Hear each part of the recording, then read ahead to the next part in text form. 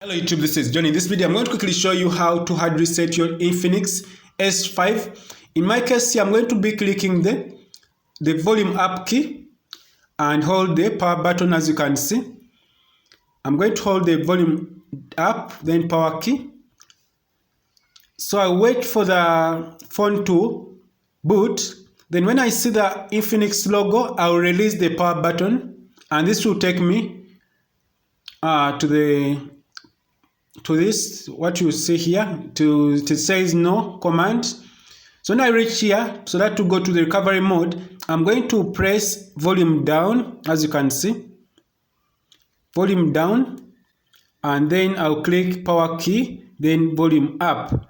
After clicking that, you have to hold them. You don't have to just click one by one. Hold them at once, but in that sequence. So when you reach here, you're going to do something very simple. You're going to go to wipe partition, wipe cache partition, and this helps the phone a lot. Some people don't delete that, but this is not going to do any harm. So you click accept, then to wipe the data cache. So what you're going to do next, you're going to click the volume down and to take you to wipe factory set. So when you reach factory set, you click power key to accept, power key to accept changes. Then the phone is going to reboot.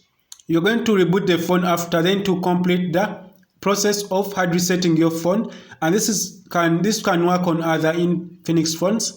So if this video is helpful, I'm going to stop from here. And this process deletes everything in your phone.